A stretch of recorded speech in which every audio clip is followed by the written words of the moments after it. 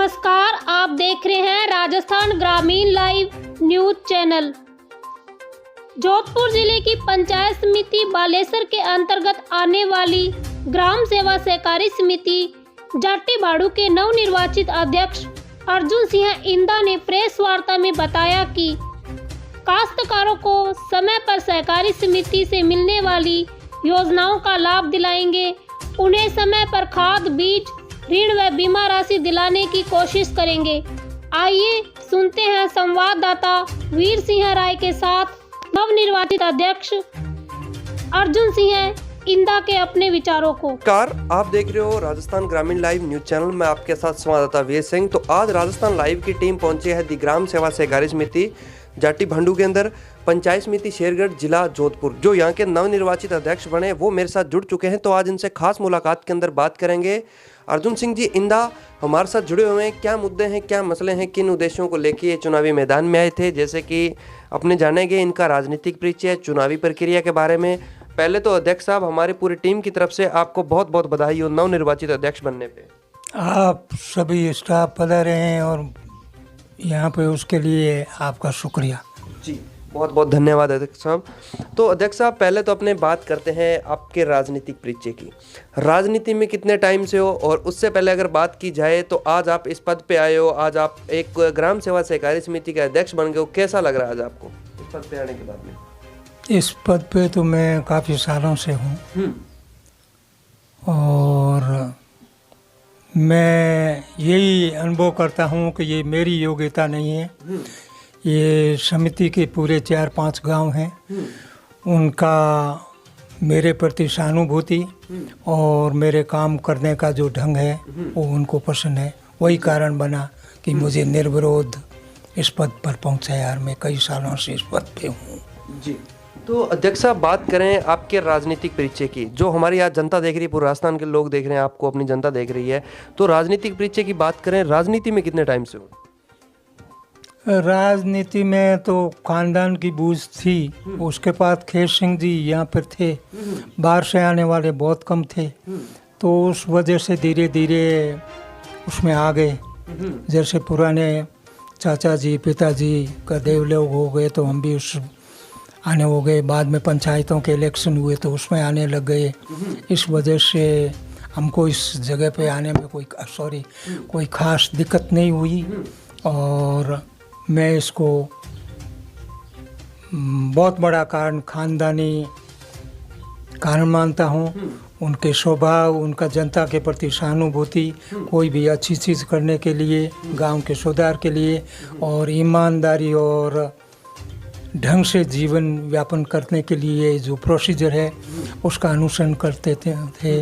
इसीलिए मैं मानता हूँ कि जनता हमारे साथ है और हमारी एक्टिविटी में या हमारे रहने, उठने, बैठने का जो ढंग है वो उनको पसंद है। जी तो अध्यक्ष साहब, बात करें अपने चुनावी प्रक्रिया की। चुनावी प्रक्रिया अपनी किस प्रकार की रही? चुनाव हुए, आपने देखा होगा कि जो अभी 11 साल के बाद कोऑपरेटिव सोसाइटियों के चुनाव हो रहे हैं, और 11 साल के बाद में, और जो अभी चुनावी सरगर्मियां आज से 4-5 महीने पहले काफ़ी तेज़ थी। चुनावी मैदान के अंदर काफ़ी जगह चुनाव भी हुए, निर्विरोध भी हुए। तो अपने यहाँ की अगर स्थिति की बात की जाए जाटी भांडू की, तो यहाँ क्या स्थिति रही? यहाँ ज़्यादा हल्ला गुल्ला कुछ भी नहीं था।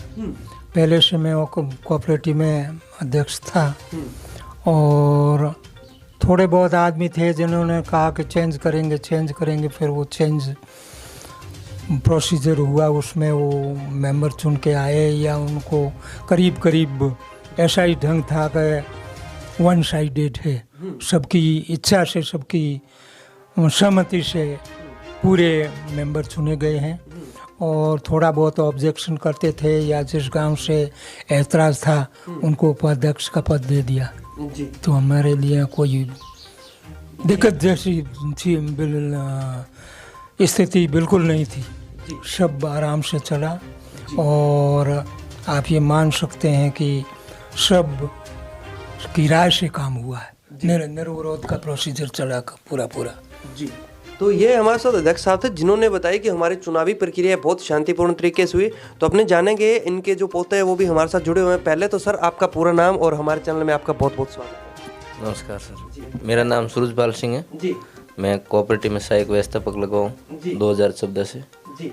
तो बात की जाए ये इनका जो परिवार है वो भी एक सहकारिता विभाग से जुड़ा हुआ है। जो सर है ये खुद एक सहायक के रूप में है ग्राम सेवा सहकारी समिति के अंदर। तो सर अगर बात कर ली जाए, आप भी एक युवा हो, काफ़ी आपकी तरह काफ़ी युवा सहायक के अंदर लगे हुए हैं, लेकिन अभी तक उनका ना तो कुछ हो पाया है, वो आज भी उसी जगह पे ही बैठे हैं।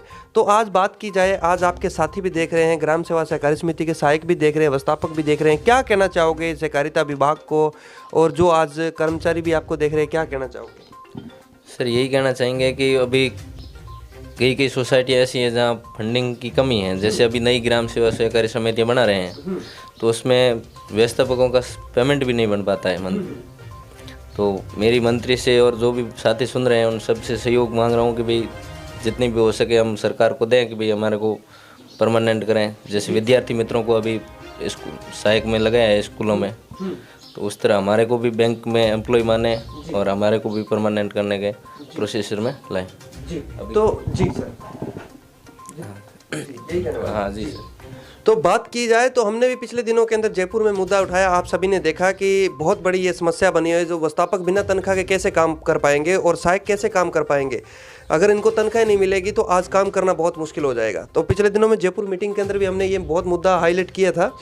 तो अब अपने अध्यक्ष साहब आपसे मैं बात करना चाहूँगा, आज आप इस पद पे आए हो, आज आपको जनता ने एक बार फिर एक निर्विरोध आपको अध्यक्ष बना दिया गया है, तो अपनी जनता को क्या कहना चाहोगे हमारे चैनल के माध्यम से?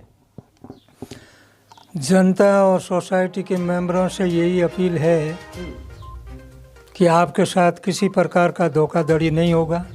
आपसे उम्मीद करते हैं कि आप गवर्नमेंट से लोन लो और समय पे आप दो, उसकी वजह से न आपको दिक्कत होगी न सोसाइटी घाटे में जाएगी। कुछ एक सोसाइटियाँ हैं जिनमें सुनते हैं कि गफलेबाजी हो गई, किसी ने पैसे ले लिए, किसी ने कुछ किए दे। मेरा अनुमान है और ये अनुभव है कि हमारे पूरी समिति में ऐसी बातें नहीं हैं। उनको कहा हुआ अगर कोई आपसे पैसा लोन के लिए मांग रहा है तो उसको पैसे देने की ज़रूरत नहीं है। आपके पास सिर्फ और सिर्फ आपकी उम्र 18 साल से ज़्यादा हो, आप महिला या पुरुष कुछ भी हो सकते हैं, पर आपके नाम का खेत होना चाहिए और जितनी खेत की कैपेसिटी है, उसका एरिया है, उसका क्षेत्रफल है, उसके हिसाब से आपको लोन मिलेगा और वही उसकी लोन निर्धारित करने की ये एक प्रक्रिया है। जी। तो अध्यक्ष साहब बात करें, ये काफ़ी भारी समस्या है जो किसान की। जब हम ग्राउंड रिपोर्टिंग करने जाते हैं तब हमें किसान बताते हैं कि जैसे हमारा इंश्योरेंस का पैसा तो काट लिया जाता है, लेकिन जब बात मुआवजे की आती है उस टाइम उनको मुआवजा नहीं मिलता। इस पर क्या कहना चाहोगे? अपने अगर जाटी भांडू की बात की जाए तो यहाँ कोई ऐसी कभी आपदा आई? समस्या ज़रूर है। कभी किसान हैं, खेती करते हैं, खेती एकदम चलते चलते किसी मौसम की वजह से या और कोई प्राकृतिक आपदा की वजह से ख़राब हो जाती है तो उनको मुआवजा मिलता ही नहीं है या मिलता है तो बहुत कम होता है। उसके लिए यहाँ पब्लिक है वो भी रिपोर्ट करती है और हम भी अधिकारी गणों के समक्ष पेश होते हैं और उनको स्थिति बताते हैं। पर मेरे ख्याल से गवर्नमेंट के पास पैसा कम होता है या कुछ ऐसी परिस्थितियाँ होती है या उनको ऐसे इंस्ट्रक्ट किया जाता है कि ज़्यादा पैसा नहीं देने का है।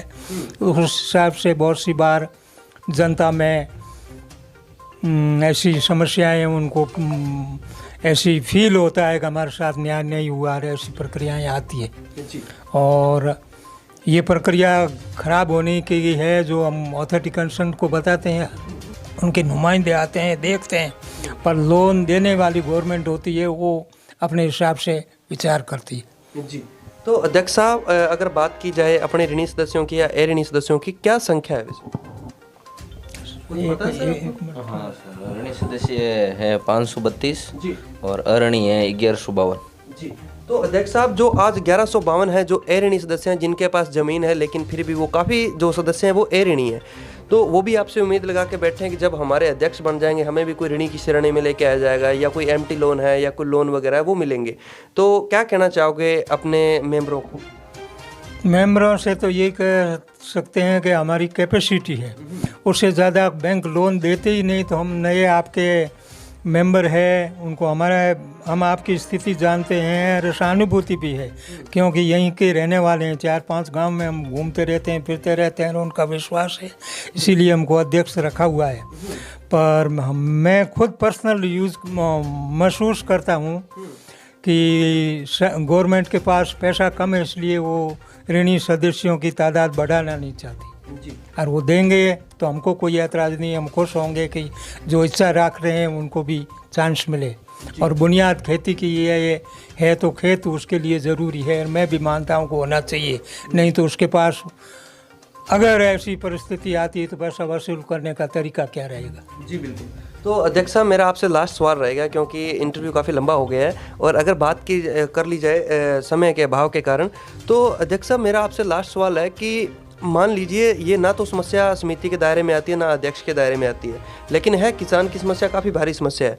जो लाइट की समस्या है 3 फेज़ की, वो नियमों के अनुसार तो 6 घंटे, लेकिन धरातल पे कितने टाइम आ रही है अपने यहाँ जाटी भंडू की बात की जाए तो? ऐसी बात है साहब, अभी इन कुछ दिनों में लाइट के लिए मैं पर्सनल परेशान हूँ, इसलिए कि शहरों में जो बैठे हैं, आप बोलेंगे कि ये ऐसे बयान क्यों है। दिन में ऑफिस में बैठे हुए हैं, दिन में लाइट भी रहती है, सूरज की रोशनी भी है, और ऐसा कोई ऑफिस नहीं है। और अभी करीब सर्दी का मौसम आने वाला है, इतनी गर्मी भी नहीं आई, उसमें उनको पंखे और एयर कंडीशन चलाने के लिए तो दिन को आप लाइट दे रहे हैं। पर गरीब किसान है जिसके घर में केरोसिन बिल्कुल गवर्नमेंट ने बंद कर दिया है, और कहीं उसके घर में चिमनी भी नहीं है, दिया जलाने की उसकी क्षमता नहीं है, वो अंधेरे में शाम का खाना खाते सोता है, उसके पास गाय भैंस बकरी कुछ है, या सोता है अपने बिस्तर लगाता है, या उसके गरीब बच्चे हैं तो अपनी स्कूल का होमवर्क है वो करने के लिए भी लाइट नहीं आती। ये पर्सनल अभी चल रहा है, बहुत दिक्कत भारी है। अगर गवर्नमेंट कर सके या आपके माध्यम से गवर्नमेंट सुन सके तो मैं आपका शुक्रगुजार हूँ कि गरीब जनता जो गांव में बैठी है उनकी ये तो बात सुनी जाए कि दिन को एयर कंडीशन में आप जब लाइट दे रहे हैं, शाम को अंधेरे में, जो भी अभी आजकल के दिनों में तो अंधेरी रहते हैं, 15 दिन तो अंधेरी रहती है, तो उसमें वो अपना काम कैसे कर सकता है, जबकि उसका धन वेत गाय भैंस बकरी या किसी बाड़े पर जाके सोता है तो भी उसके लिए बहुत मुसीबत है। इसलिए गवर्नमेंट से, और आप नुमाइंदे हैं, आपके ज़रिए गवर्नमेंट सुन सकती है, तो मैं आपसे सबसे प्रार्थना करता हूं कि कम से कम शाम सुबह तो लाइट दे, जब उसको बहुत ज़रूरी होती, और उसकी क्षमता नहीं है कि वो दिया जला करके कर सके। तो ये मेरे साथ अध्यक्ष साहब थे ग्राम सेवा सहकारी समिति जाटी भांडू से, जिन्होंने आज अपनी ग्राम सेवा सहकारी समितियों के मुद्दे मसलों के बारे में अवगत करवाया। तो अध्यक्ष साहब, आपने भी हमें 10 मिनट टाइम दिया, आपका भी बहुत बहुत शुक्रिया। बहुत बहुत शुक्रिया, आप यहाँ पधारे और हमारी बातें सुनी, और उम्मीद करता हूँ कि आपकी आवाज़ ज़रूर सुनी जाएगी कि आप नुमाइंदे हैं और आपके माध्यम से गवर्नमेंट भी सुनेगी।